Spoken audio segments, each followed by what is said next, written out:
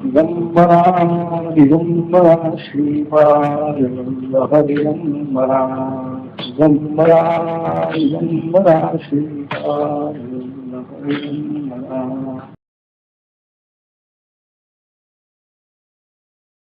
आमच्चदेवबुद्धाभ्यं प्राप्तं रत्नं मया नृप पराशक्तिपदां भूयं कृतकृत्योऽस्म्यहं ततः। वेदव्यास महर्षी स्वतःबद्दल समाधान व्यक्त करतात. भगवतीची सेवा पूजा मला घडली, त्यामुळे मी कृतकृत्य झालो. मनुष्य जन्म प्राप्त झाल्यानंतर काहीही कर्तव्य राहिलं नाही अशी अवस्था प्राप्त होणं फार कठीण आहे. कितीही वय झालं तरी सुद्धा कर्तव्य शिल्लक राहत. हे राहिलं ते राहिलं, ती व्यवस्था करायची आहे, ती व्यवस्था. आणि एक दिवस शरीर सोडून जावं लागतं. पण शरीर असेपर्यंत ही काहीही चिंता नाही आहे. कृतकृत्यता मिळणं हे फार मोठं कठीण आहे. बालस्तावत क्रीडासक्त आचार्य महाराज स्पष्ट सांगतात. व्यवहारामध्ये ज्यांचं चित्त आसक्त झालेलं आहे, संसार वासना मनामध्ये पूर्ण भरलेले आहे, त्या जीवात्म्यांची अवस्था बालपणापासून कशी असती हे सांगितलेलं आहे. लहान वय आहे, व्यवहाराचं काही ज्ञान नाही. मानापमान राग लोभ उत्पन्न होतात, पण लगेच जातात. ते हाही गुण आहे मोठा. भलांच्या प्रमाणे वृत्ती झाली पाहिजे असं म्हणतात. ज्ञानी माणसाने बाल्याचा अभ्यास करावा. बाल्य याचा अर्थ रागद्वेष रहित. फार लहान मुलांचं भांडण मित्रांचं होतं, पण पुन्हा मनामध्ये काही राग नाही, द्वेष नाही, काही नाही. पुन्हा आणखी परस्परांची मैत्री कायम आहे. हा गुण आहे. म्हणून ज्ञान प्राप्त झाल्यानंतर सुद्धा बाल्य यावं, म्हणजे मन हे रागद्वेष रहित झालं पाहिजे. हा इतरांनी गुण घ्यायचा आहे. बालांच्या जवळ जो नैसर्गिक गुण आहे रागद्वेष रहित असलं, त्यामुळे निश्चिंत असतात. हा इतरांनी गुणग्राहक बुद्धीनं तो गुण घेऊन आणि त्याप्रमाणे वागण्याचा प्रयत्न करायचा. पण आचार्य महाराज सर्वसामान्य स्थिती जन्माला आल्यापासून माणसाची कशी असते हे सांगत असताना बालस्तावत क्रीडासक्त म्हणतात. खेळ करणं, निरनिराळ्या प्रकारच्या खेळामध्ये आणखी त्याचं मन गुंतलेलं आहे. अभ्यासाकडेही लक्ष नाही. बाल्यामध्येच अभ्यास केला पाहिजे, विद्यार्जन केलं पाहिजे. पण क्रीडासक्त स्थिती बाल्य असेपर्यंत राहते. तारुण्य प्राप्त झाल्यानंतर तरुणस्तावत तरुणी रक्त स्त्री पुत्राधिकांची धनाची ही आसक्ती निर्माण होते. आणि तारुण्यही जाणारच आहे. बाल्यही राहत नाही, तारुण्यही राहत नाही. राहत काहीच नाही. अवस्था आहे ती. कोणचीही अवस्था कायम नाही आहे. जीवन ही सुद्धा एक अवस्था आहे, तीही संपणारी आहे. आणि वृद्धस्तावत चिंतामग्न हे मोठं सांगितले. सेवा निवृत्त होतो ना वृद्ध अवस्था झाली म्हणजे. सरकारी नियमाप्रमाणे 58-55 काय असेल. पण काही काही मंडळींना सेवा निवृत्त झाल्यानंतर काळ कसा घालवावा मध्ये गोंधळ होतो म्हणा. दिवसभर ऑफिसमध्ये काम करावं लागत होतं, त्याच्यामध्ये वेळ जात होता. आता वेळ कसा जाईल. प्रथम पासून जर या आणखी वाचनाची, चिंतनाची, ईश्वर उपासनेची, नामस्मरणाची आवड जर असेल तर काळ जायला काय हरकत. उलट जास्ती वेळ मिळाला म्हणून त्याला समाधान वाटेल. कारकुंडलीकर महाराजांची पूर्वीची अवस्था सांगतात. ते काही शाळेमध्ये शिकविणारे होते. घरातून बाहेर पडले की खिशामध्ये माळ आहे, चालले नामस्मरण. रस्त्याने काही बोलायचं नाही, एका कडेनं जाय. शाळेत गेल्यानंतर शिकवायचं काम झालं की पुन्हा घराकडे येताना पुन्हा माळ. वेळ किती मिळेल आणि त्याचा सदुपयोग कसा करायचा हे ठरविण्याची बुद्धी ईश्वराने द्यावी, ईश्वराच्या कृपेनं बरोबर. पण वृद्धावस्थेमध्ये जास्तीत जास्त चिंता उत्पन्न होत आहे, त्याची आधी व्यवस्था करायला नको का.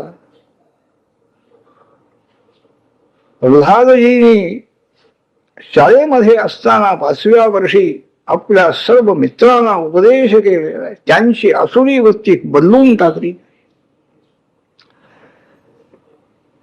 बाप विरुद्ध आहे, देवाचं नाव सुद्धा घ्यायचं नाही, ताकीद आहे. पण त्यांना काय, मी काहीच करत नाही म्हणून मोकळे झाले, सांगून मोकळे झाले. खरं लबाडी नाही. माझं मन हे त्या हरीकडे जात आहे म्हणजे त्याच्या इच्छेनं जात आहे म्हणा. हा खरा विचार मनामध्ये आहे, सिद्धांत समजलेला आहे आणि त्याप्रमाणे त्याने सांगू. माझं नाही, मी काही करतच नाही. मी काही करतो असं म्हणू नये. अहंकार सर्व ही गेला पाहिजे. ज्ञानेश्वर महाराजांनी सांगितले. ईश्वराची उपासना करण्याकडे जर लक्ष असेल तर तो अहंकार जाण्याचा प्रयत्न होतो, जातोही. परी मने वाचा देहे जैसा जो व्यापार होय तो मी करीत आहे ऐसे न म्हणे. ज्ञानेश्वर महाराज सांग. अर्जुनाला उपदेश करताना भगवान सांग. मनाने कोणतंही काम करत असताना मी केलेलं आहे, ते सुद्धा चांगलं झालं तर मी केलंय, वाईट झालं असेल तर पाप घडल्यानंतर मी केलं आहे असं तो सांगतो, त्याचं पाप जातं. पण ते धैर्य कुठं आहे. लोक काय नावं ठेवतील ना, हा असा निंद्य आचरण करणार आहे, याची संगती नको म्हणती. ते धैर्य नाही. दोन्ही आहे. धर्म हा क्षरती कीर्तना, अधर्म हा क्षरती. धर्म जर आपल्या हातून झालेला असेल, दान धर्म म्हणा, परोपकार झालेला आहे, मी आम्ही वारीला जातो, वर्षाला जातो, अमुक करतो तमुक करतो, तोंडाने कशाला बोलायचं, करायचं फक्त करतो. जर आपल्या मुखाने धर्म सांगितला गेला पुण्य तर तो संभळ. तसंच पाप आहे, अधर्म आहे. माझ्या हातून असे दोष घडलेले आहे. प्रायश्चित्त घेताना विद्वान ब्राह्मणांच्या सभेमध्ये कशा करता प्रायश्चित्त घ्यायचं, मी माझ्या हातून असं असं पाप घडले, त्याकरता मी इतकं दान करतो, इतकं हे करतो असं सांगून मग ते करायचं होम हवन. म्हणजे पश्चाताप मनाला झालेला असेल तर असं होईल.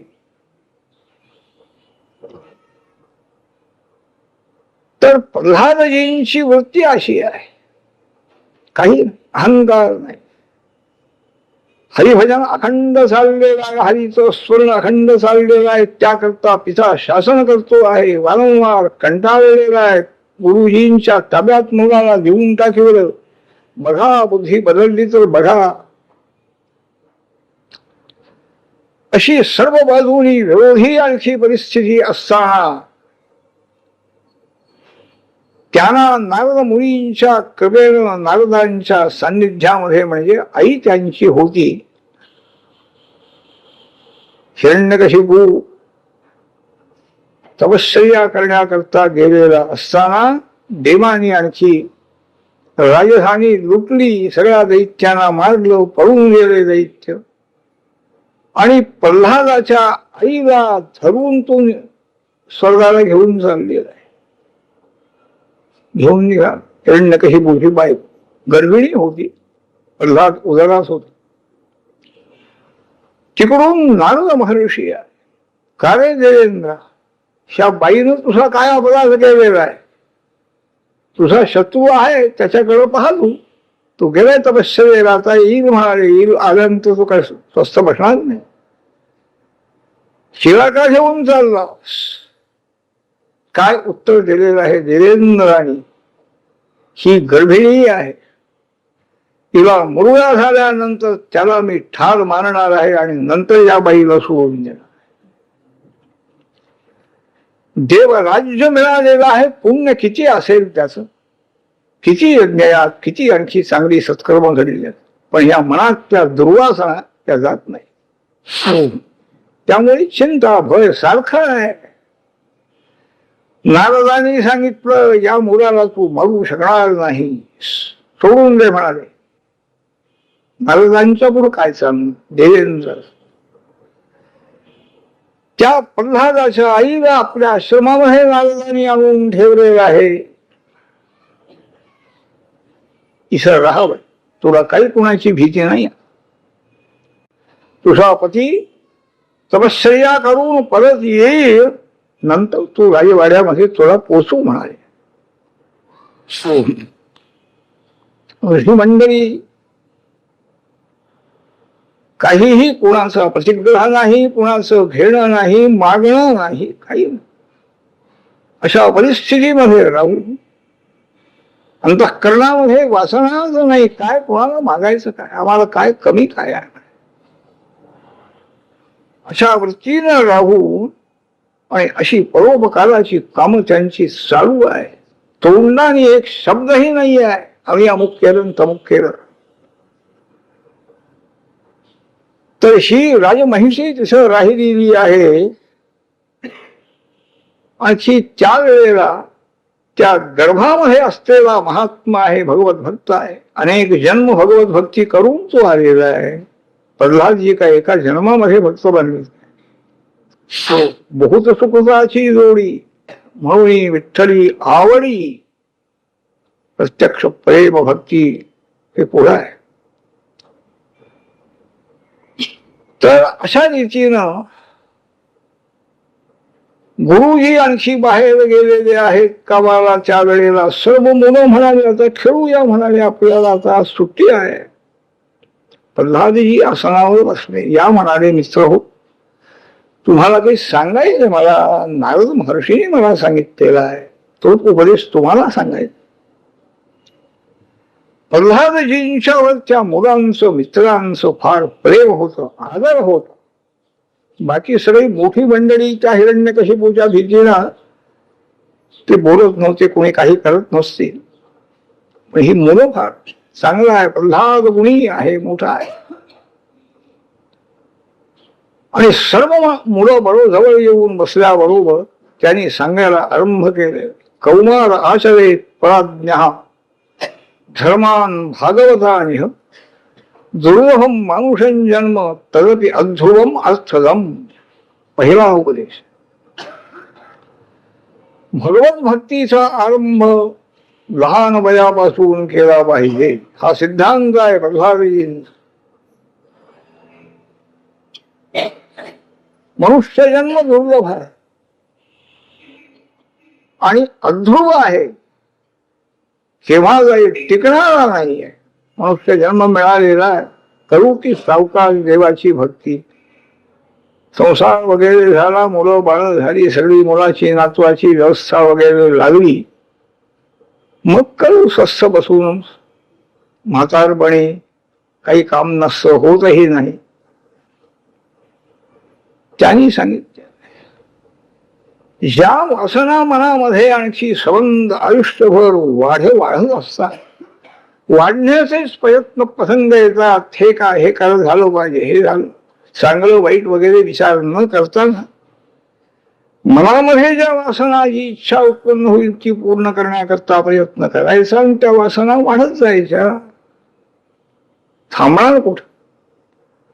अशा वासना अत्यंत वाढलेल्या अशा परिस्थितीमध्ये म्हणजे म्हातारपणामध्ये काय होणार म्हणाले तुमच्याकडून. आयुष्य मात्र गेलं फुकट. दिवा निद्रया अर्हते नित्यम दिवाच अर्थे हयानंद. रात्रीचं अर्ध आयुष्य झोपेमध्ये जातं. 100 वर्ष गृहीत धरली तरी 50 वर्ष झोपेमध्ये जातात. गणित करूनच नाही म्हणे. आणि दिवसाचं अर्थे हया. धनसमृद्धी झाली पाहिजे, या वयामध्ये जितकं मिळवता येईल तितकं मिळवलं पाहिजे. पाप पुण्याचा विचार करण्याचं कारण नाही आहे. त्या मोहामुळे दिवसाचं सगळं आयुष्य आणखी अर्थार्जनामध्ये, अर्थ आणखी काम याच्यामध्ये सगळं आयुष्य जात आहे. वेळ केव्हा मिळणार म्हातारपणी मिळेल. सगळं कामं संपली आहेत, आता काही राहील असं होतं. तो म्हणतो का तो कृतकृत्य म्हणून जी अवस्था आहे, संपली माझी कामं संपली, आता काही नाही असं केव्हा म्हणत. जरी घर बांधला नवीन बंगला बांधल्यानंतर पाटी जरी दिली तरी रिटायर्ड सेशनच्याच. रिटायर्ड कशात द्यायला पाहिजे. आता काय त्याचा उपयोग आहे, कोण येणार आहे तुमच्याकडं, काम येणार आहे का. पण ती आठवण काय नाही लोकांना. तर अशी परिस्थिती असताना प्रल्हादजी सांगताय, मन सगळं वासनेनं भरलेलं आहे. त्यामुळे अनंत चिंता मनामध्ये आहे. धनाची चिंता आहे, मुलाबाळांची चिंता आहे, आप्तेष्टांची चिंता आहे. सगळे मम मम मम म्हणून जेवढे जेवढे आणखी ममता एवढे घेतलेले आहे, कमी जास्ती प्रमाणात त्या सर्वांची चिंता मनामध्ये. याचं कसं होईल, त्याचं कसं होईल. अशा वेळेला ईश्वराची भक्ती कशी घडणार हा प्रश्न आहे. प्रल्हाद कौमार आचरे. त्यामुळे अहंकाराधिक विकार मनामध्ये उत्पन्न होत आहे. जास्तीत जास्त वासनेनं कर्म घडल्यामुळे सहंकार कर्म होतात. तो अहंकार करू नका एवढं सांग. मने वाचा देहे. मनामध्ये आणखी अहंकार उत्पन्न झालेला असतो त्याचं स्वरूप आहे. अहंकार हे मनाचाच एक विभाग आहे. त्यामुळे कोणीही विरुद्ध वागला बोलला तर त्याला वाटेल तसं बोलणं वगैरे. वाणीचंही तप होत नाही. घरी बसून कुठेही अरण्यामध्ये तपश्चर्येला न जाताना घरी सुद्धा तपश्चर्या करता येते भगवंतांनी सांगितलेलं आहे. शरीराने घडणारी तप कोणीशी, वाणीनं घडणारी कोणी. अनुद्वेग कर्म वाक्यम.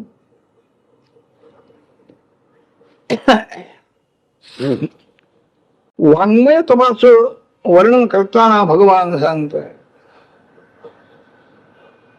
कोणालाही मनाला उद्वेग होणार नाही, वाईट वाटणार नाही मनाला, असं बोलण्याला शिकावं म्हणतात. वाणीचा निग्रह तसा करावा. वाणीमध्ये तसं आणखी हे पाहिजे, सौम्य वाणी पाहिजे. हे तप आहे. तपश्चर्या म्हणजे काय, निराळी केली पाहिजे असं. सत्यवाणी पाहिजे. उद्वेग कोणालाही होणार नाही अशी पाहिजे. प्रिय पाहिजे आणि हितकारक सांगता आलो आहे. नामस्मरण भगवंताचं, भक्ती जगदंबे हे वाङ्मयच आहे. वाणी मिळालेली आहे, त्या वाणीचा सदुपयोग करण्याचं हे कसं केला पाहिजे हेही सांगून ठेवले त्यांनी. तसं जर करण्याचा प्रयत्न केला तर त्या वाणीमध्ये किती सामर्थ्य उत्पन्न होत आहे. वाचा सिद्धी ज्याला म्हणतात अशी मंडळी होऊन गेलेली आहेत. त्यांच्या मुखातून जे निघेल ते खरं होत आहे. अजूनही असतील महात्म्य असे ईश्वर कृपा संबंध. त्या वाणीचं त्यांचं तप झाले. सत्यवाचेचं तप किती केलंय ज्ञानेश्वर महाराजांनी, कितीतरी कल्प केले म्हणा. म्हणून त्या वाणीमध्ये सामर्थ्य आहे. त्यांचा उपदेश जो आहे तो ऐकायच्या वेळेला तरी निदान मन जरासं स्तब्ध होत आहे. खरा आहे असं वाट, खरं वाटून आचरण होणं हे आपल्या प्रारब्धाचं. तर अशी तपश्चर्या शरीराने, मनाने, वाणीने भाव संसिद्धी तपो मानस मुच्छते. शुद्ध भाव पाहिजे, शुद्ध अंतःकरण पाहिजे. तर अशा प्रकारची तपश्चर्या संसारात राहून सुद्धा करता येण्यासारखी आहे, पण तशी भावना पाहिजे, तसं लक्ष पाहिजे तिकडं. कसं बोललो आपण, म्हणून अगदी विचार करून बोलावं म्हणतात. विचाराने कधीही बोलू नये. सवय लागलेली असते अहंकारामुळे आणि वाणीवरतीही त्याचा परिणाम होतो. वाणी नाही आणखी सहंकार कर्म होतो आणि शरीरानेही घडतो. पण मने वाचा गेहे जैसा जो व्यापार होय तो मी करीत आहे ऐसे जमणे. हे त्यांनी युक्ती सांगितली. कोणतीही क्रिया मनाने, वाणीनं आणखी शरीराने घडली तरी मी करतो आहे, मी केलेली आहे, माझ्याकडून झालेलं आहे असं तरी समजू नका. पाप घडू दे, पण केनापि देवेन हृदिस्थितेन यथा नियुक्तोस्मि तथा करोमि. विचार करण्याच्या वेळेला झालं असं, मी बोललो, त्याच्या मनाला लागलं, पण तो प्रेरणा करणारा जो आहे परमात्मा, इंद्रियांना, मनाला, बुद्धीला, शरीराला, सगळ्याला प्रेरणा करणारा, त्याच्या प्रेरणेने हे घडलेलं आहे. त्याच्यावर तरी टाकता आलं पाहिजे. सोयी करता नाही आहे हा उपदेश, हा सिद्धांत सोयी करता घेतात. वेदांत ऐकू नका म्हणतात. शपथ घातलेली आहे त्यांनी. हंसराज स्वामी परांड्याला होऊन गेले.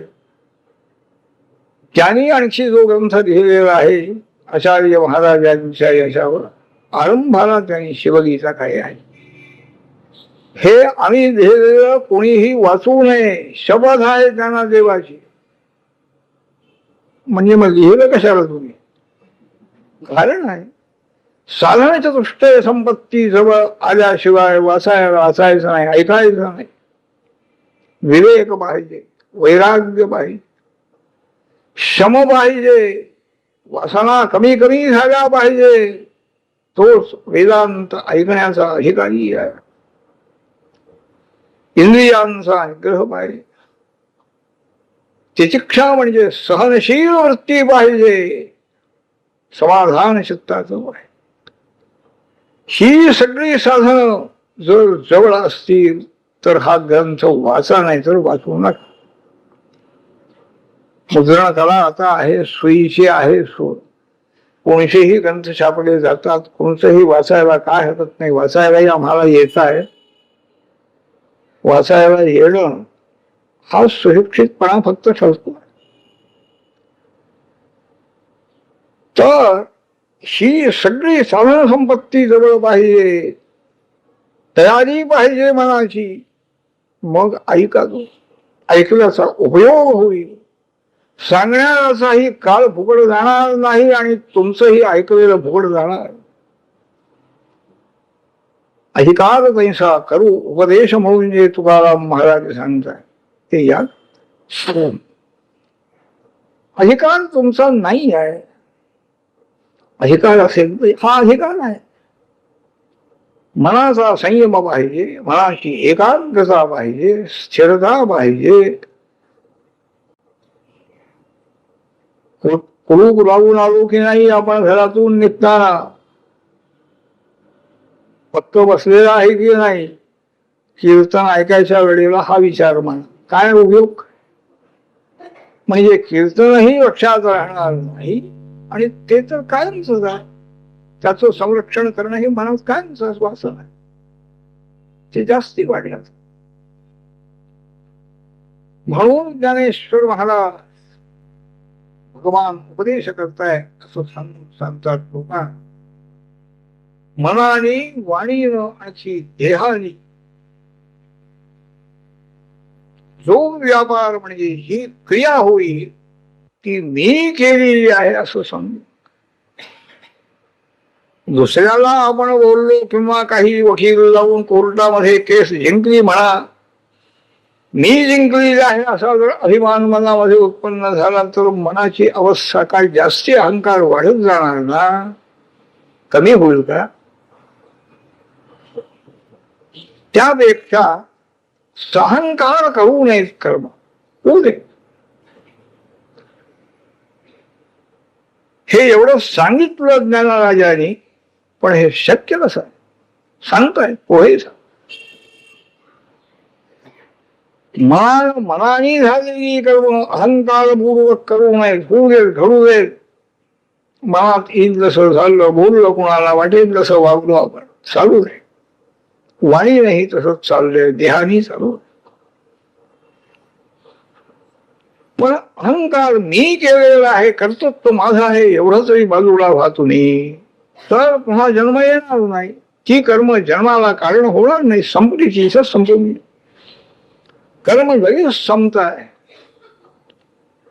आपण बोललो म्हणा दुसऱ्याला उद्वेग होण्यासारखं, वाणीचं कर्म आहे. शब्द आपण उच्चार, त्या शब्दाने त्याला आणखी मनाला लागत. ही जी शब्दात्मक वाणी आहे, कोणाची स्तुती केली तोही शब्द आहे. निंदा केली, रागावून बोललो तरी तोही शब्द आहे. शब्द उत्पन्न झाला आणि गेला, संपला. तो काय राहणार आहे का? शरीराने कर्म झालं तेही झालं, संपून गेलं. कोणचंही कर्म राहणार नाही, पण हे राहणार आम्ही करून ठेवतो. ते कर्म मी केलेलं आहे म्हणजे त्याची वासना, त्याचे संस्कार मनामध्ये कायम राहिले. म्हणजे पुन्हा तसं कर्म करण्याची तयारी मनाची करून ठेवली आहे. पुन्हा कुणीही आम्हाला बोललं की आम्ही बोलल्याशिवाय राहणार नाही असं मनाचं मी केलेलं आहे, मी सहन करणार नाही. हाच अभ्यास आमच्या मनाचा कायम राहिल्यानंतर पुन्हा कर्माची तयारी आहे. कर्म संपून जात आहे. पण ते कर्म हे जन्म मरण कायमचं देणार केव्हा ठरतं तर सहंकार झालं म्हणजे ठरत. मी केलेलं आहे, माझ्यामुळे हे सगळं व्यवस्था झालेली आहे. तेव्हा सहंकार कर्म होऊ नये. संपणारी संपवून जातात कर्म. पापही राहत नाही, पुण्यही राहत नाही, अशी वस्तुस्थिती आहे. पण त्याच्याबद्दलच्या वासना संस्कार मनामध्ये आपण वाढवित असतो, त्यामुळे पुन्हा कर्म होत. मग हे थांबायचं कसं? त्याकरता ज्ञानेश्वर महाराज करणे का न करणे हे आघवे तोची जाणे, विश्व चालत असे झेणे परमात्मेनी. त्यांची केवढी भूमिका आहे त्या भूमिकेवरून सांगताय ज्ञानराज.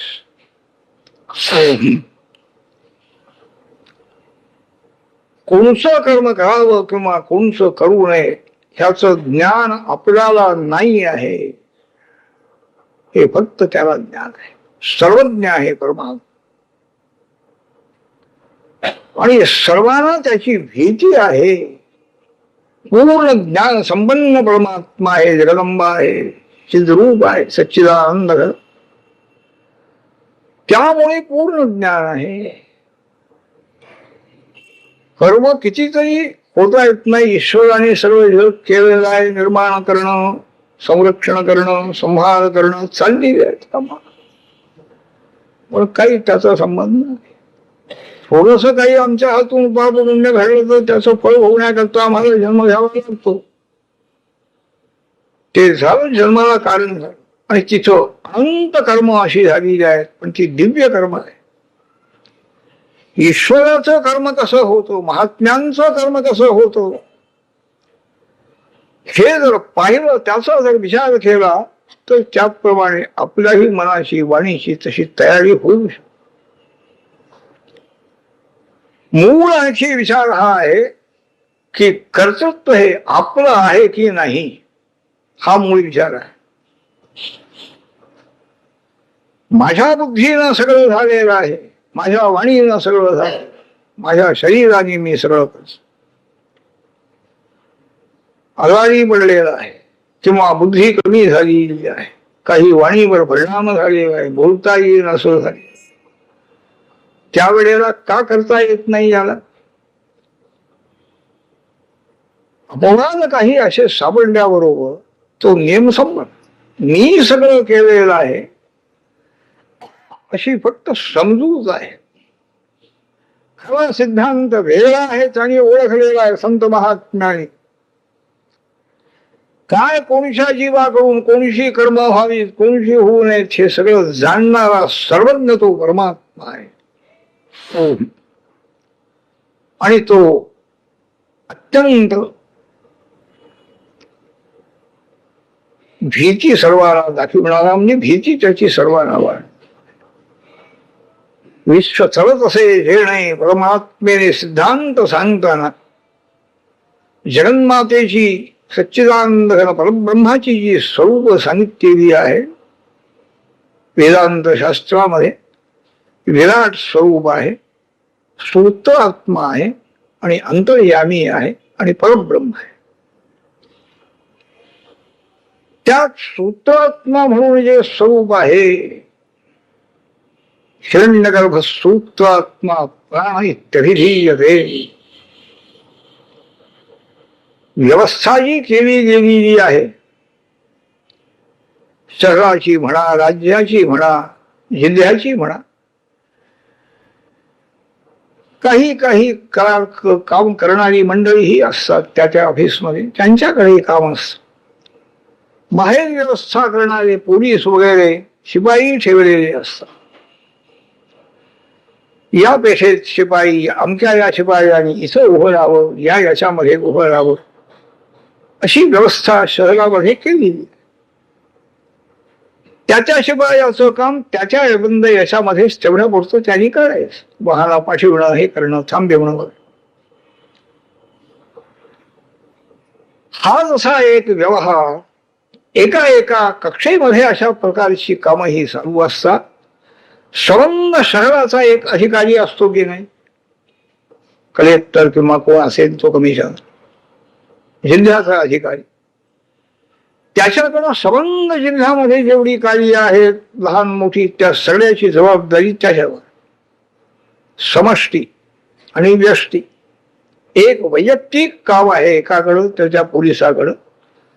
समष्टी म्हणजे संबंध जिल्ह्यामध्ये जेवढे पोलीस आहेत किंवा जेवढे काम करणारे आहेत त्यांची सगळी जबाबदारी, सगळ्यांची व्यवस्था त्याच्याकडे आहे.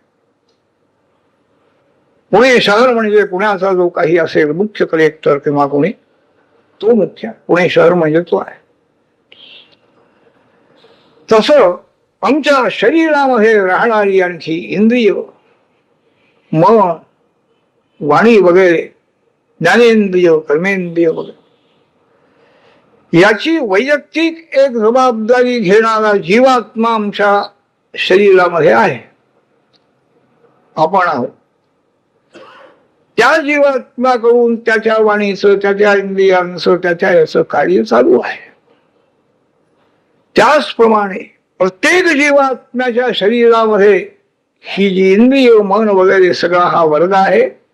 ज्ञानेंद्रिय, ज्ञान करणारी, कर्म करणारी सर्व क्रिया ज्याच्याकडून चालू आहेत. प्राणवायू आहे, तो प्राणवायू शरीरामध्ये आहे म्हणून कर्म होता इंद्रियाकडून. पाहायचं झालं तरी प्राणवायूची हे पाहिजे ना संमती. तो चांगला असेल तर पाहता येत नाही, ऐकता येत नाही. तर हा जो वर्ग आहे सूक्ष्म शरीर ज्याला म्हणतात वेदांत, त्या प्रत्येक आणखी जीवात्म्यांच्या सर्वही शरीराचा एक अधिकारी हिरण्यगर्भ म्हणून आहे, ईश्वराचं स्वरूप आहे. तो सर्वांच्याही या इंद्रिय वर्गाकडं सगळ्यांच्याकडं त्याची दृष्टी आहे. तेव्हा ज्ञानेश्वर महाराजांनी हा सिद्धांत सहज बोलून दाखवला. विश्व सरतसे जेणे परमात्मेनी भीती, हा अर्थ तो आपण सध्या चलन वलन जे होत आहे, क्रिया ज्या चालू आहे त्या सूत्रात्म्याकडून चालू आहे. सर्व ही इंद्रियांचा अधिपती, सर्व मनाचा, सगळ्या मनांचा, सगळ्या बुद्धींचा, सर्व प्राणावरती देखरेख करणारा असा एक आहे, परमात्माचं स्वरूप आहे. त्यामुळे सगळ्या क्रिया त्याच्या इंद्रियाकडून आम्हाला करता येत आहे. ते कनेक्शन आहे ना, मूळ कनेक्शन बंद झाल्यानंतर इथं काय कसे दिवे लागतील, कसे इथलं बटन दाबू नये, काही उपयोग नाही. तिथंच बंद झालं तर काय. म्हणून मूळ जो सूत्रात्मा म्हणून आहे, संपूर्ण सूक्ष्म शरीराचा अधिष्ठाता, नियामक, त्याच्यामुळे सगळं ही चरण वर्ण कर्म सगळं त्याच्यामुळे होत आहे. म्हणजे मी करतो असं कसं म्हणायचं, हे पटलं पाहिजे. हा सिद्धांत आहे, संत महात्म्यांनी अनुभवानी सांगितलं. तो सर्वांचा नियामक आहे, सगळ्या इंद्रियांचा, सगळ्या मनांचा, सर्व बुद्धींचा, सर्व प्राणांचा नियामक तो आहे. त्याच्यामुळे सगळ्या क्रिया चालू असताना मी केलेलं आहे, माझ्या बुद्धीनं केलं, माझ्या शरीराने केलं, माझ्या वाणीनं केलं असं कसं समजायचं म्हणाय. हा उपायही सांगितला आहे, सिद्धांतही पुढं मांडलेला आहे, अनुभवानी मांडलेला आहे. कुठंतरी पुस्तकात वाचून हे लिहिलेले नाही ज्ञानेश्वरी. नुसत्या वचनापेक्षा एकतरी ओवी अनुभवानी म्हणून आणखी नामदेव महाराज मुद्दाम सांगताय, अनुभव ह्या प्रयोगशास्त्र आहे. ते संत महात्म्यांचं वचन हे प्रयोगशास्त्र. त्याकरता हा उपाय आहे. परमेश्वराचं जे सूत्रात्मा हे स्वरूप आहे किंवा प्राण ज्याला म्हणतात हिरण्यगर्भ, त्याच्याद्वारे सर्वही कर्म होत आहे. त्याला धर्मशास्त्र पाप म्हणो किंवा पुण्य म्हणो, त्याच्या योगाने त्याच्या प्रेरणेनं जर सगळं ही चालू आहे, का चालू आहे वगैरे हे आम्ही सांगू शकत नाही. त्याची इच्छा आहे, ती काय इच्छा त्याला झाली हे कुठल्या सिद्धांताची उत्तरं आहेत, सगळं आहे. पण ते जे संबंध जगताचं चक्र त्याने एवं प्रवर्तितं चक्र नानुवर्तयती हा इंद्रियारामो मोहंत कर्मयोग चालू ठेवला पाहिजे. कर्म बंद करायचं नाही, बंद करणं बंद शक्यही नाही. पण ते कर्म करताना मात्र ही अशी स्थिती असावी, परमेश्वर जो आहे तो या रूपाने सर्वांचा निग्रह करणार आहे. म्हणजे प्रेरणा त्याची आहे, त्याच्या प्रेरणेने हे सर्व झालं म्हटल्यानंतर पाप आणखी पुण्य हा भेदच मनातला निघून जाईल ना. माझ्या हातून पाप झालं असं कदाचित वाटलं म्हणा, पश्चाताप झाला तर चांगलं आहे, पण पश्चाताप होण्याचे कारण कर्म करताना आणखी ही मुख्य सिद्धांत लक्षात आहे. परमेश्वराच्या प्रेरणेने हे झाले. जगदंबा आहे, चैतन्य रूपाने सूत्रात्म हे तेच स्वरूप आहे. विराट स्वरूपही आहे जगदंबेचं. सूत्रात्मा किंवा हिरण्यगर्भ हेही ते स्वरूप आहे. आणि अंतर्यामी ज्याला ईश्वर म्हणतात, ते एक अंतर्यामी परमेश्वराचं मुख्य स्वरूप. सर्व ही मूळाचं आणखी अधिष्ठान आहे. कारण देह ज्याला म्हणतात, त्या कारण सर्व कारण समष्टीचं अधिष्ठान आहे. तेव्हा हे सर्व ही कारण समष्टी, सूक्ष्म समष्टी, स्थूल विराट समष्टी, सगळ्या समष्टी म्हणजे सर्व समुदाय ज्याच्या ताब्यामध्ये आहे, त्याच्या द्वाराने सगळं चालू आहे असं असताना आणि अहंकार धारण मी करतो, कर्म करतो आणि ही कर्म सगळी आमच्या जन्म मरणाला कारण करून ठेवतो. कर्म जाणारी आहेत, नष्ट होणारी आहेत. कोणताही यज्ञ केला तरी का इंद्राय स्वाहा इदं नवम संबळा यज्ञ, एक तुपाची आहुती किंवा काय समिधा काय असेल इंद्राच्या करता अर्पण केली की यज्ञ संपला. त्याची पूर्वांग उत्तरांग असतात ती करायची, त्यात वेळ जातो. पण कर्म हे संपणार आहे. पण ते पाठीमागा लागतं याचा अर्थ अहंकार, निष्कारण अहंकार. आपली योग्यता नसताना सर्वदा आपली इंद्रिय, सर्व ही वाणी आपली सगळी आपल्या ताब्यामध्ये सर्वदा का राहत नाही? आपल्या इच्छेप्रमाणे सर्व इंद्रियाकडून आणखी कार्य का घडत नाहीत नेहमी? अहंकार धारण करून मी केलेला आहे, मी करणार आहे असं जर म्हणायचं झालं तर मी आहेच की काय? मृत्यूपर्यंत जो अहम आहेच काय? मग त्याची इच्छा शेवटपर्यंत का पूर्ण होत नाही याचं उत्तर काय द्यायचं? ईश्वर आहे किंवा नाही त्याला हे उत्तर आहे. सर्व ही एकंदर कार्य, सर्व इच्छा शेवटपर्यंत आपण पूर्ण करू शकतो का याचं उत्तर द्यावं नास्तिक माणूस आहे. त्याचं कारण काय? निसर्ग हे उत्तर नाही, पळवाट आहे ती. निसर्ग आहे, निसर्गाने होतं, हे काही उत्तर देता येत नाही, हेच कबूल केलं. तेव्हा उपायही ज्ञानेश्वर महाराजांनी सांगितलेला आहे की ईश्वराबद्दल आणखी प्रेम असेल, जगदंबा ही सगळं करणारी तीच जीव रूपही तीच बनलेली आहे. ज्या बुद्धीनं सर्वही कर्म, शारीरिक वाचिक सगळी कर्म ज्या बुद्धीच्या द्वाराने होतात ते बुद्धी हे सुद्धा स्वरूप त्या जगन्मातेचं आहे. या देवी सर्वभूतेषु बुद्धिरूपेण संस्थिता नमस्तस्यै नमस्तस्यै नमस्तस्यै नमो नमः. सर्वही याचं कारण असणारी बुद्धी तेही तिचं रूप आहे. प्रेरणा करणारी ही तिचं स्वरूप आहे, सर्वव्यापी आहे. हे विचार मनामध्ये आले तर यात वाईट काय झालं? दोष कमी होईल ना? अहंकार हा जर विचार पटला, सिद्धांत खरा आहे बाबा, आपणही व्यावहारिक दृष्टीनेही युक्तिवादाचा अवलंब करायला हरकत नाही. चिकित्सा करायची आहे, चिकित्सा करूनही हा सिद्धांत पडतो आणि मुख्य सिद्धांत आहे. सर्व प्रेरक एक शक्ती मोठी आहे जगन्मातेची, त्या शक्तीनं सगळं कार्य होत आहे. व्यक्तीचा फक्त अहंकार आहे. पण तो अहंकार धारण करून चांगली कर्म करावी, हरत नाही. अहंकार नसेल तर होईल कसं? मग आमचं काहीच नाही, देव सगळं करणार आहे, मग काही करायचं नाही आपण, तेही शक्य नाही. सर्व कर्म सोडणंही शक्य नाही. करणे का न करणे हे आढळे तुझी जाणी. म्हण तुमच्याकडून कर्म व्हायची किंवा न व्हायची हे सगळं त्याला माहिती आहे. नियामक ही नियामक शक्ती ही सर्वांची नाही आहे. सर्वांना नियमन करणं सर्वांचं. अर्जुनाच्या रथावर श्रीकृष्ण परमात्मा उगीच बसून राहिलेले नव्हते.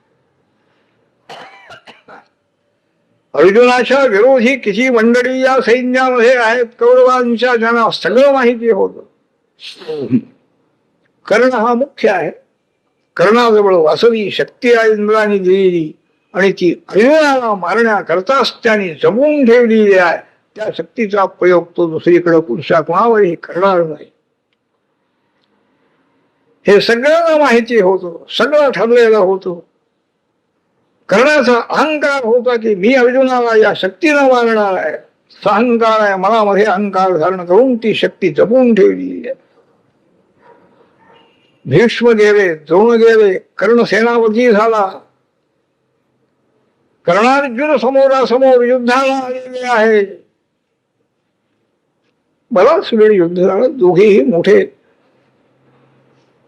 धनुर्वेदामध्ये निष्णात.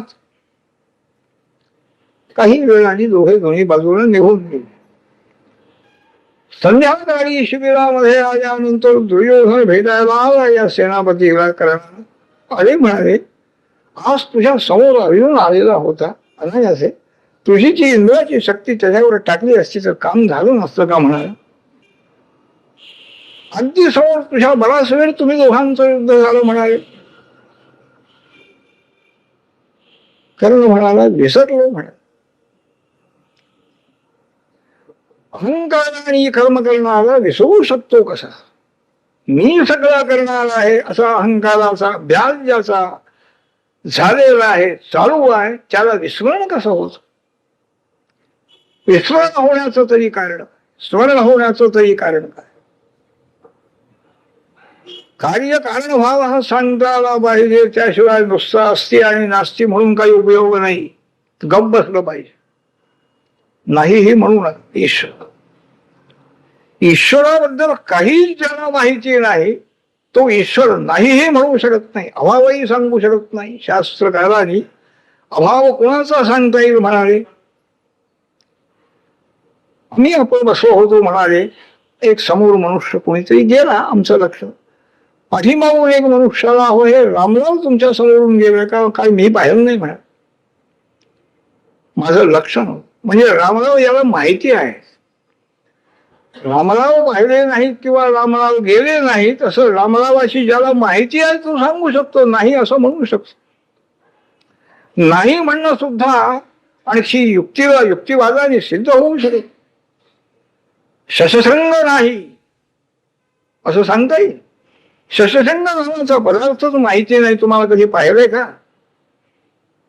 मग शशसंग नाही. वांझेचा मुलगा नाही. वांझेचा मुलगा म्हणून पदार्थ जगात आहे का, माहिती आहे का तुम्हाला. तो नाही म्हणा.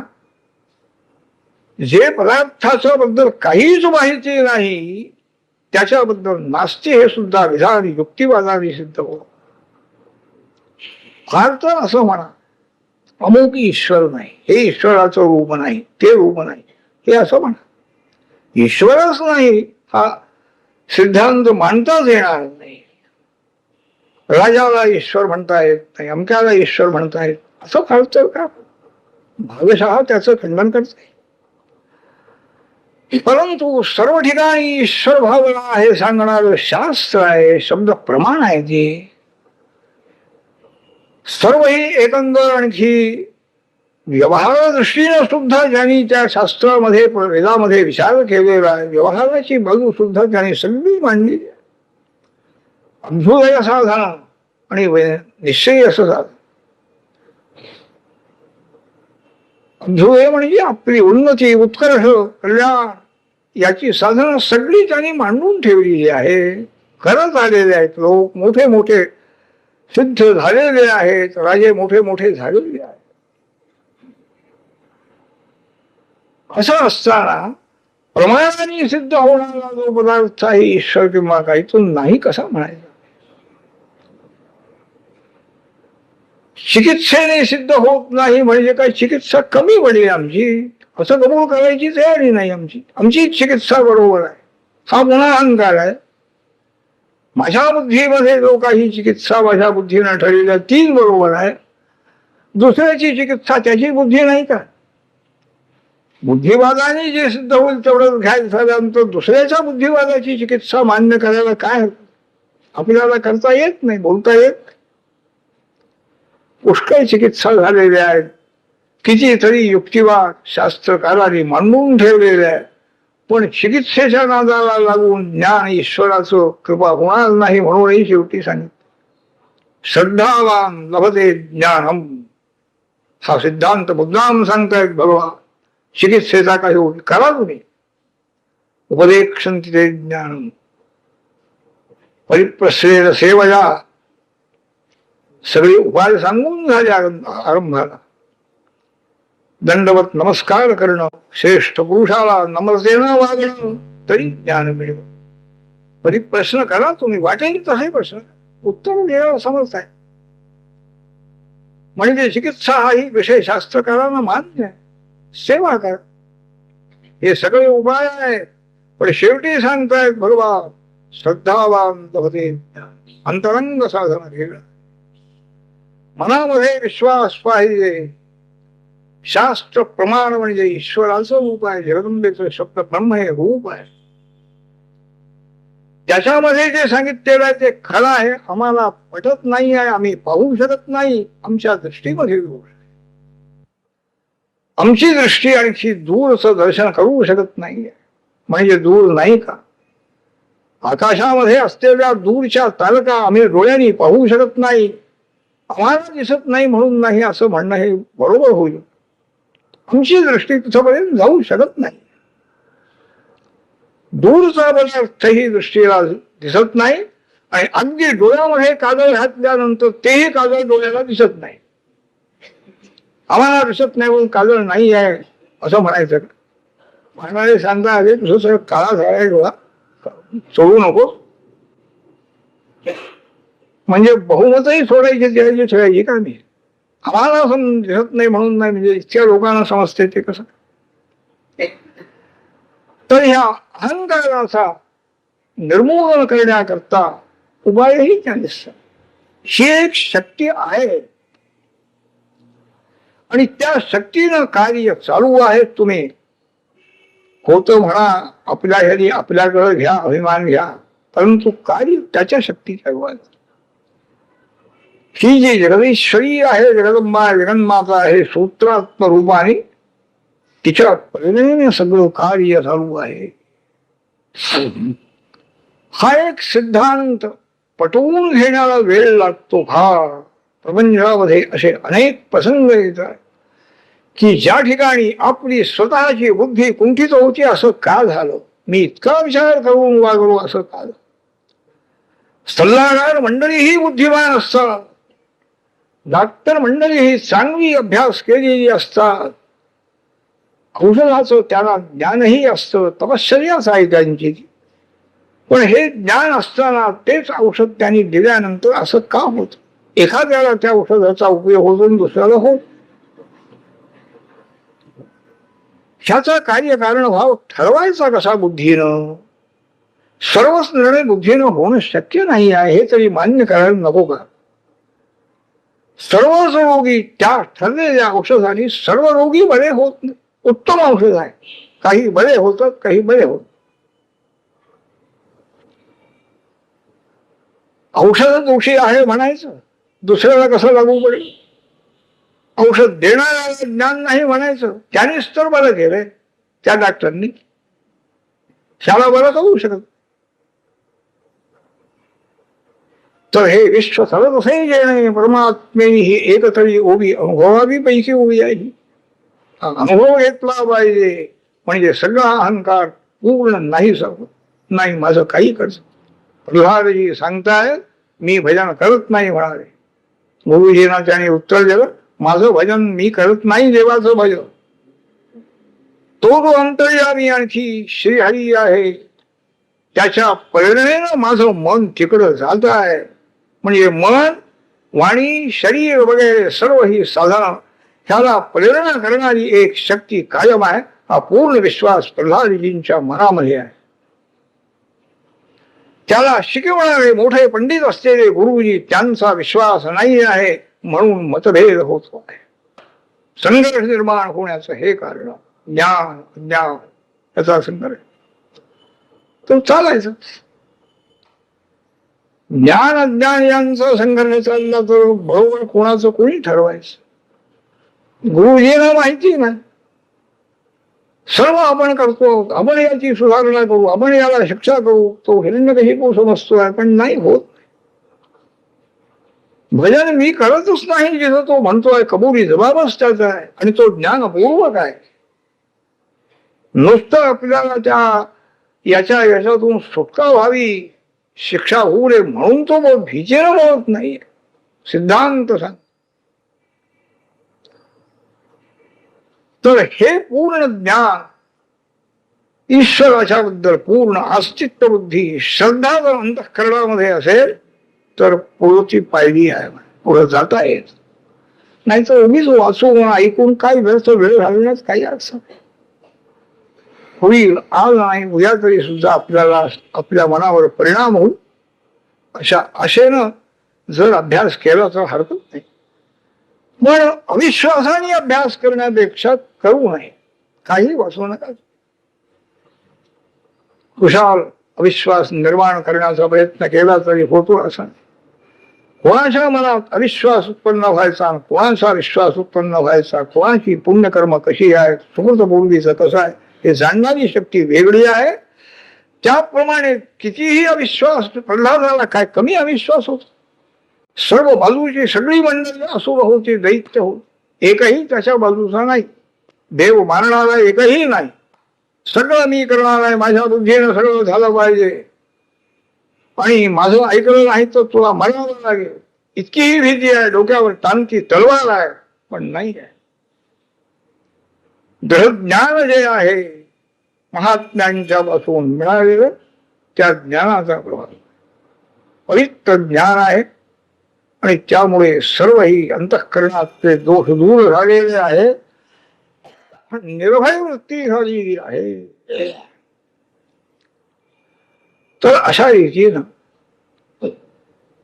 ईश्वराचं अस्तित्व मान्य केल्यानंतर एक जगदंबा देवी, तिचं स्वरूप कसं आहे, विराट स्वरूप कसं आहे, सूत्रात्मा म्हणजे काय आहे, अंतर्यामी म्हणजे काय आहे, सच्चिदानंद स्वरूप कसं आहे वगैरे हे सगळेही विचार ऐकायचे आपण. त्याप्रमाणे आपल्याला अनुभव घ्यायचा म्हणजे मनाने घ्यायचं आहे. मनाची शुद्धी करण्याचा प्रयत्न करायचा आहे. त्याच शुद्ध मनामध्ये ते पटत आहे. ज्यांना पटलेलं आहे ते कसे पुढे गेले, ते कसे निर्भय झाले. 5 वर्षाचा मुलगा इतका निर्भय कसा राहू शकला. गुरुजींना सुद्धा हात टेकावे लागले. गुरुजींनी त्या हेतून कशी बोला सांगितलं, राजे साहेब मी काही त्याची बुद्धी बदलू शकत नाही, नैसर्गिक बुद्धी आहे. निसर्गाचं उत्तर त्यांनी दिलेलं आहे. इथं निसर्ग मानला पाहिजे. निसर्ग याचा अर्थ हे आघवे तोची जाणे, तो परमात्मा आहे, तो निसर्ग आहे. त्यांनी सगळं काही नावाच्या सर्वस्मय दिगंबरा दिगंबरा श्रीपाद हरिगंबरा.